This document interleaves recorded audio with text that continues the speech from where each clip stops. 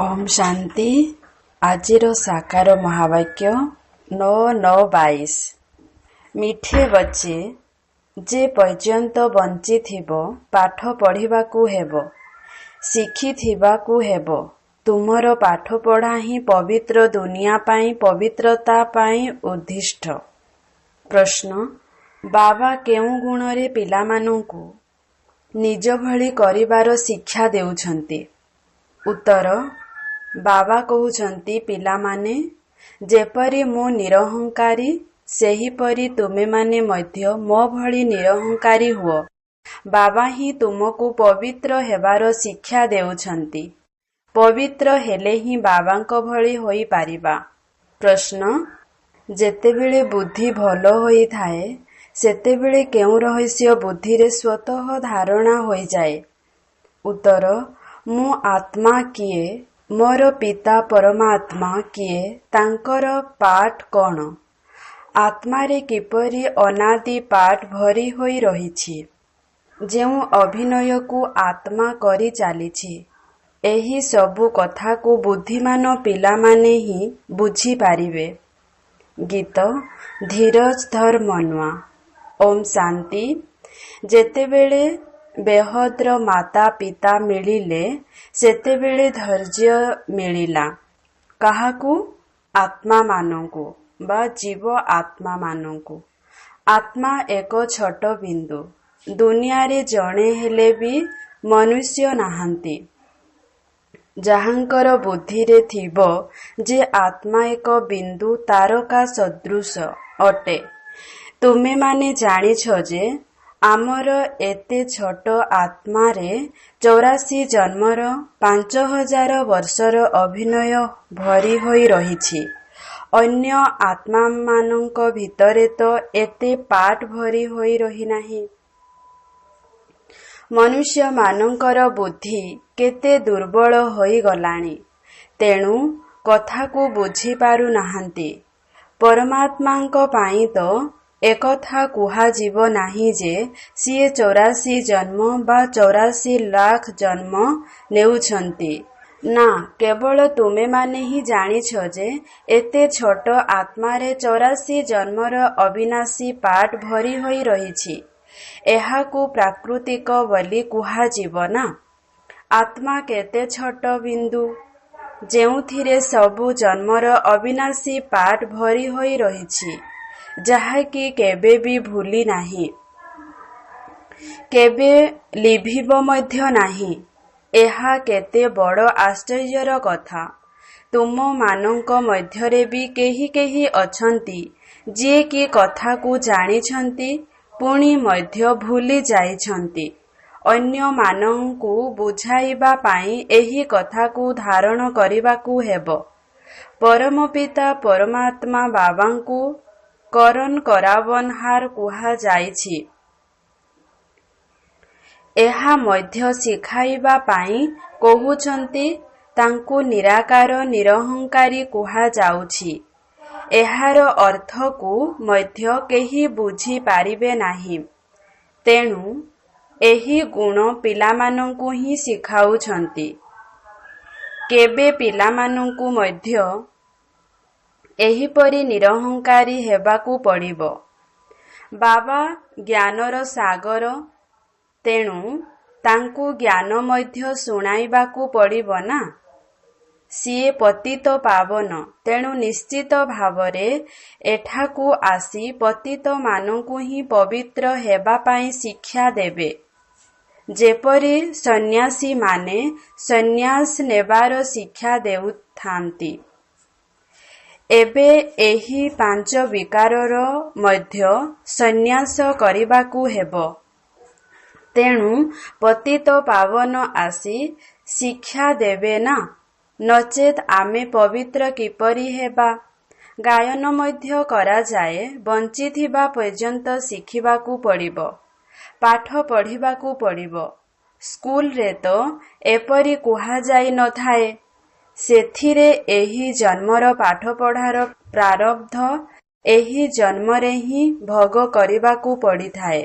एठारे तो कुहा जाउछि जे बंचिथिबा पर्यंत पढ़िबाकू पड़िबो, ଅନ୍ତିମ ସମୟ ପୂର୍ବରୁ କର୍ମାତୀତ ଅବସ୍ଥାକୁ ପ୍ରାପ୍ତ କରିବାକୁ ହେବ।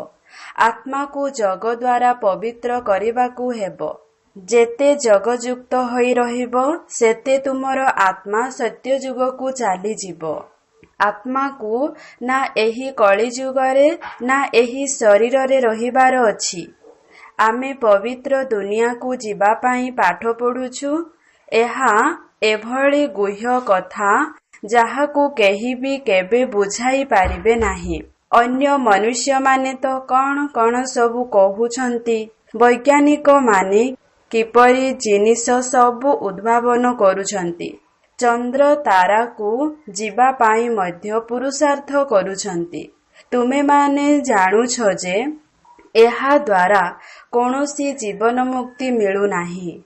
ଯଦିଓ ଏହା ଦ୍ୱାରା କ୍ଷଣଭଙ୍ଗୁର ସୁଖ ମିଳିଥାଏ, ଉଡ଼ାଜାହାଜ ଦ୍ୱାରା ସୁଖ ମିଳିଥାଏ ତ ଦୁଃଖ ମଧ୍ୟ ମିଳିଥାଏ। ଯଦି କାଲି ଦୁର୍ଘଟଣା ହୋଇଗଲା ତେବେ ଦୁଃଖ ହେବ।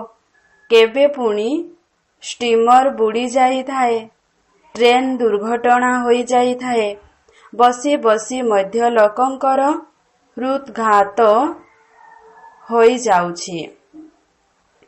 ସୁଖଧାମ ତ ଅଲଗା, ସେଠାରେ ସର୍ବଦା ସୁଖ ହିଁ ସୁଖ ରହିଛି। ଏହି ଦୁନିଆରେ ଯାହା ବି ସୁଖ ଅଛି ତାହା ଅଳ୍ପକାଳ କାକବିଷ୍ଟା ସମାନ ଅଟେ। ତୁମ ପିଲାମାନଙ୍କୁ ଏବେ ବହୁତ ଭଲ ବୁଦ୍ଧି ମିଳିଛି। ମୁଁ ଆତ୍ମା କଣ ଅଟେ, ମୋର ପିତା ପରମାତ୍ମା କିଏ ଅଟନ୍ତି, ତାଙ୍କର କଣ ଅଭିନୟ ରହିଛି, ଆମର କଣ ଅଭିନୟ ରହିଛି, ସମସ୍ତ ରହସ୍ୟ ଏହି ବୁଦ୍ଧିରେ ଅଛି। ତୁମେମାନେ ମଧ୍ୟ ସମସ୍ତେ 84 ଜନ୍ମ ନେବ ନାହିଁ। ସମସ୍ତେ କଣ ସତ୍ୟଯୁଗରେ ଏକତ୍ର ରହିବେ କି? ତେଣୁ ସମସ୍ତଙ୍କର 84 ଜନ୍ମ ବୋଲି କୁହାଯିବ ନାହିଁ। ଚନ୍ଦ୍ରବଂଶର ଶେଷ ପର୍ଯ୍ୟନ୍ତ ମଧ୍ୟ କେହି କେହି ଆସିଥାନ୍ତି। ଏହିପରି ବୃଦ୍ଧି ହୋଇ ଚାଲିବ। ତେବେ ତାଙ୍କର ଜନ୍ମ ମଧ୍ୟ କମ୍ ହୋଇଯିବ। ଏହା ବିସ୍ତାରର କଥା ଅଟେ। ବୁଢ଼ୀମାନଙ୍କୁ ପ୍ରଥମେ ଅଲଫ ଅର୍ଥାତ୍ ବାବା ଏବଂ ବେ ଅର୍ଥାତ୍ ବର୍ଷାର ଜ୍ଞାନକୁ ପକ୍କା କରାଇବାକୁ ହେବ।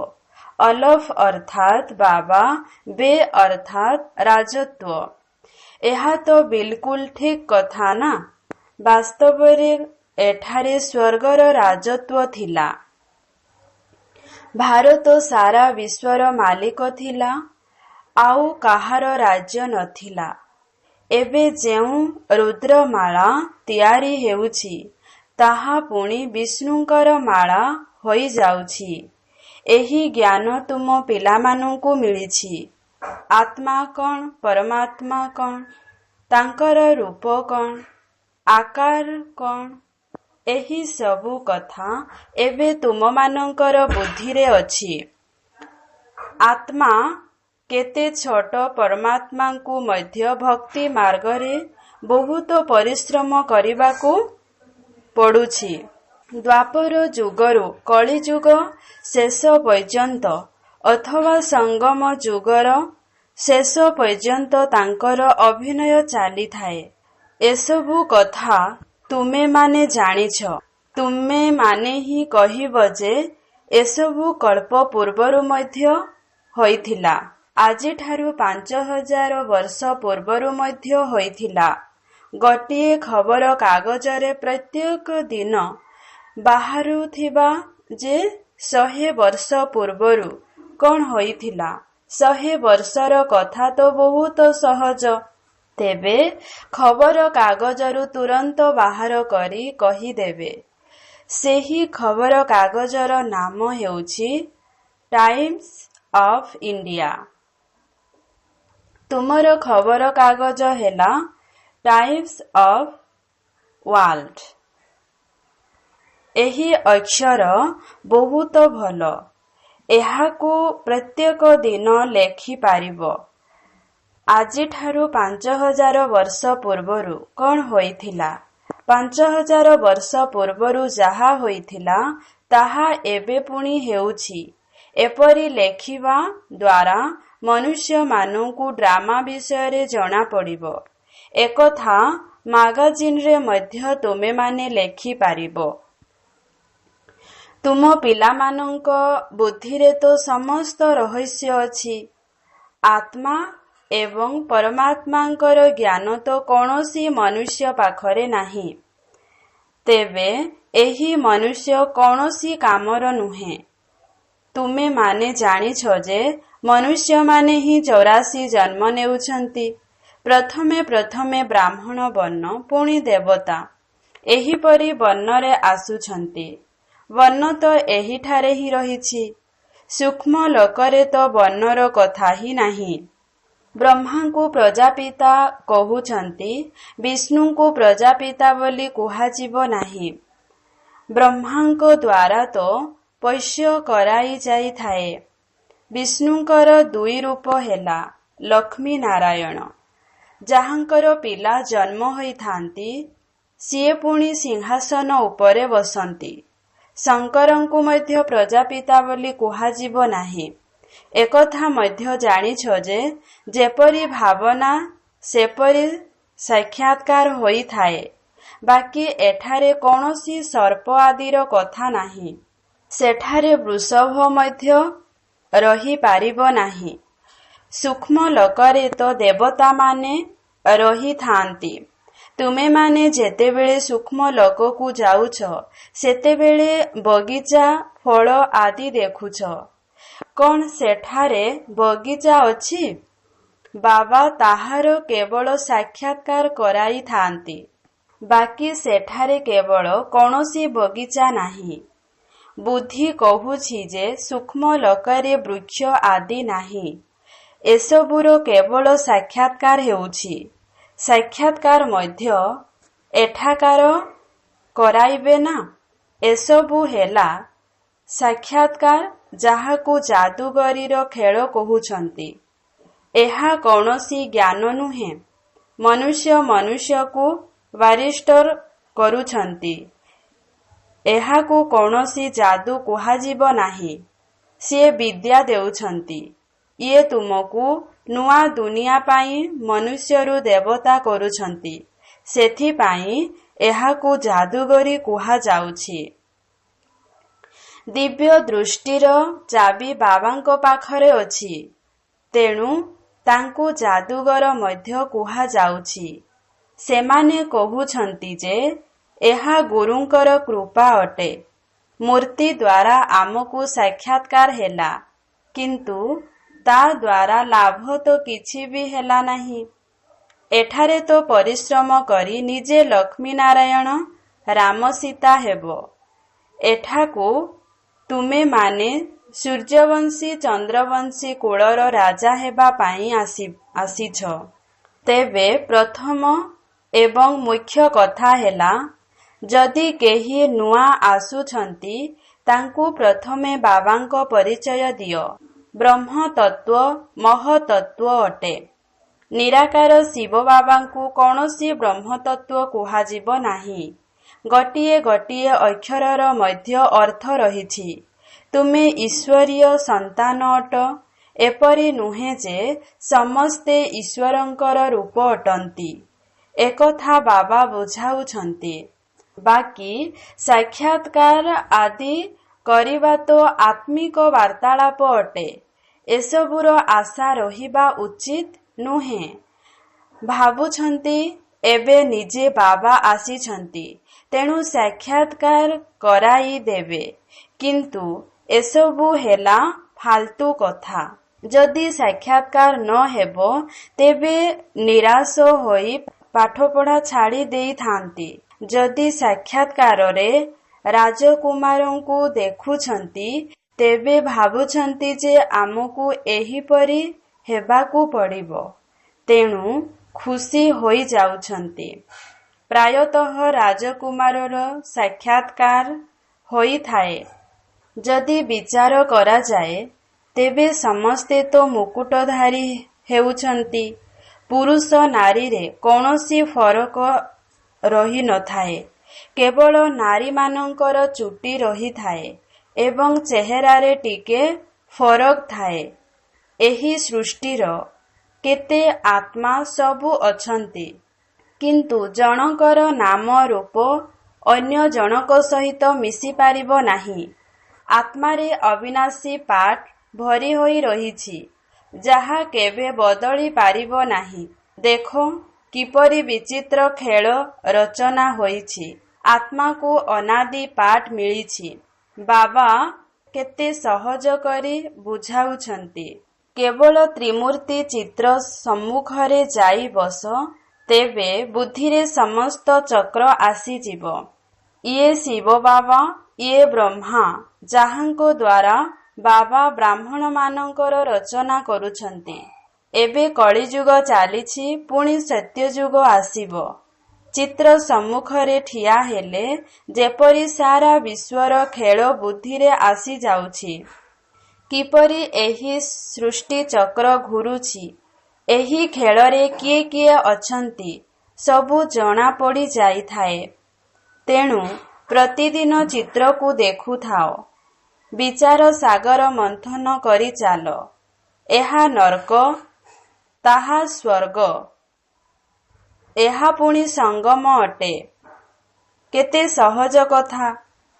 ପ୍ରତିଦିନ ଅଭ୍ୟାସ କରିବା ଦ୍ୱାରା ବୁଦ୍ଧିରେ ଜ୍ଞାନର ଆଲୋକ ଆସିଯିବ।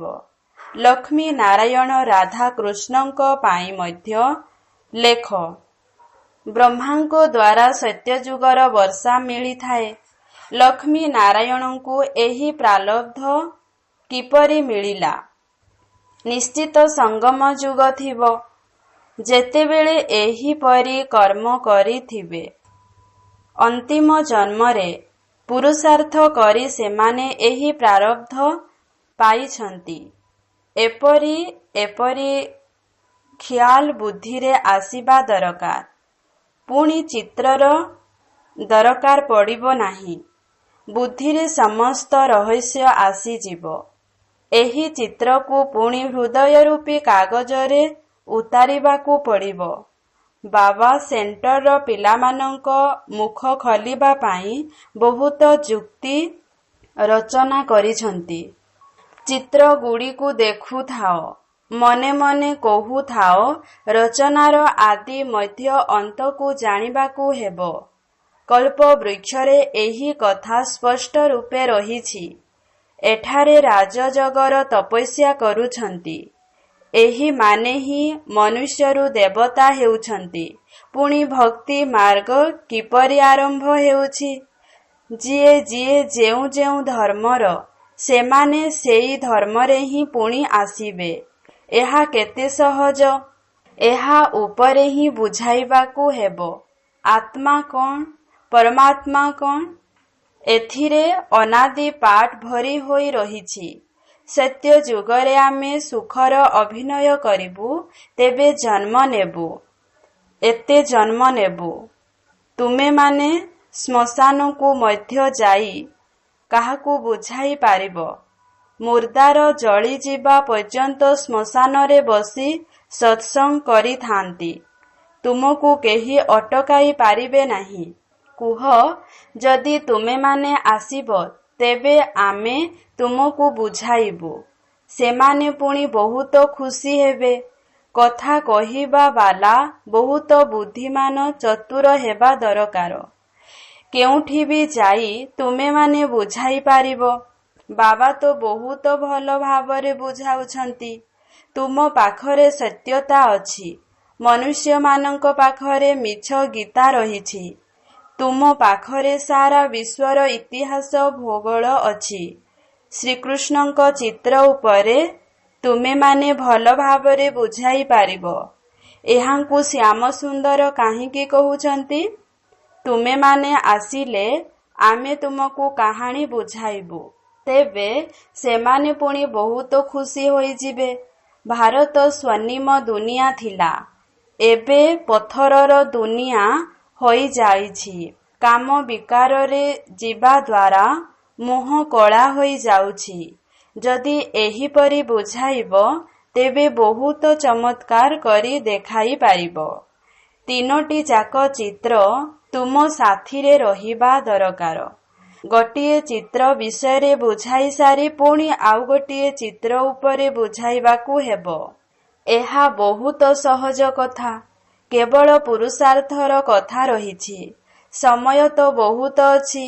ସକାଳୁ ସକାଳୁ ମନ୍ଦିରକୁ ଚାଲିଯାଅ। ତାଙ୍କୁ କୁହ ଯେ ଆମେ ତୁମକୁ ଲକ୍ଷ୍ମୀନାରାୟଣଙ୍କର ଜୀବନ କାହାଣୀ ଶୁଣାଇବୁ। ଭକ୍ତି ମାର୍ଗରେ ଯଜ୍ଞ ତପ ତୀର୍ଥ ଆଦି କରି କରି ତୁମେମାନେ ଏକଦମ କଉଡ଼ି ସଦୃଶ ହୋଇଯାଇଛ। ଶାସ୍ତ୍ର ତୁମର କ'ଣ ସହାୟତା କରିଛି? ଆମେ ତୁମକୁ ସତ୍ୟ ବତାଉଛୁ। ସତ୍ୟ ହିଁ ସହାୟତା କରିଥାଏ। ଆଚ୍ଛା, ମିଠା ମିଠା ଶିକିଲଧେ ସନ୍ତାନମାନଙ୍କ ପ୍ରତି ମାତା ପିତା ବାପ ଦାଦାଙ୍କର ମଧୁର ସ୍ନେହ ଭରା ସ୍ମୃତି ଏବଂ ସୁପ୍ରଭାତ। ଆତ୍ମିକ ପିତାଙ୍କର ଆତ୍ମିକ ସନ୍ତାନମାନଙ୍କୁ ନମସ୍ତେ। ଧାରଣା ପାଇଁ ମୁଖ୍ୟ ସାରାଂଶ। 1 ନମ୍ବର, ପାଠପଢ଼ା ପ୍ରତି ସମ୍ପୂର୍ଣ୍ଣ ଧ୍ୟାନ ଦେବାର ଅଛି। ବାକି ସାକ୍ଷାତକାର ଆଦିର ଆଶା ରଖିବାର ନାହିଁ। ନିରାଶ ହୋଇ ପାଠପଢ଼ାକୁ ଛାଡ଼ିବାର ନାହିଁ। 2 ନମ୍ବର, ଚିତ୍ରକୁ ଦେଖି ବିଚାର ସାଗର ମନ୍ଥନ କରି ପ୍ରତ୍ୟେକ କଥାକୁ ମନ ଭିତରେ ଧାରଣ କରିବାକୁ ହେବ। ରାଜଯୋଗର ତପସ୍ୟା କରିବାକୁ ପଡ଼ିବ। ବରଦାନ, ନିଜର ମସ୍ତକ ଉପରେ ସର୍ବଦା ବାବାଙ୍କର ଆଶୀର୍ବାଦର ହାତ ଅନୁଭବ କରୁଥିବା ବିଘ୍ନ ବିନାଶକ ହୁଅ। ବିଘ୍ନ ବିନାଶକ ସେହି ଆତ୍ମାମାନେ ହୋଇପାରିବେ ଯେଉଁମାନଙ୍କ ନିକଟରେ ସର୍ବଶକ୍ତିର ଷ୍ଟକ୍ ଜମା ଥିବ। ତେଣୁ ସର୍ବଦା ଏହି ନିଶା ରଖ ଯେ ମୋ ମାଷ୍ଟର ସର୍ବଶକ୍ତିବାନ ଅଟେ ଏବଂ ସମସ୍ତ ଶକ୍ତିକୁ ଆବଶ୍ୟକ ସମୟରେ କାର୍ଯ୍ୟରେ ଲଗାଅ। ମାୟା ଯେତେ ବି ରୂପ ବଦଳାଇ ଆସୁ, କିନ୍ତୁ ତୁମେ ଜ୍ଞାନବାନ ଆତ୍ମା ହୋଇ ତାକୁ ସମ୍ମୁଖରେ କର। ବାବାଙ୍କର ହାତ ଏବଂ ସଙ୍ଗର ଅନୁଭବ କରିବା ସହିତ ବାବାଙ୍କ ସାଥିରେ ଯୁଗଳ ରୂପରେ ରୁହ। ପ୍ରତିଦିନ ଅମୃତ ବେଳାରେ ବିଜୟର ତିଳକ ସ୍ମୃତିରେ ଆଣ ଏବଂ ଅନୁଭବ କର ଯେ ବାପ ଦାଦାଙ୍କର ଆଶୀର୍ବାଦର ହାତ ମୋର ମସ୍ତକ ଉପରେ ରହିଛି। ତେବେ ବିଘ୍ନ ବିନାଶକ ହୋଇ ସଦା ସର୍ବଦା ନିଶ୍ଚିନ୍ତରେ ରହିବ। ସ୍ଲୋଗାନ, ସେବା ଦ୍ୱାରା ଅବିନାଶୀ ଖୁସିର ଅନୁଭବ କରୁଥିବା ଏବଂ କରାଉଥିବା ହିଁ ପ୍ରକୃତ ସେବାଧାରୀ।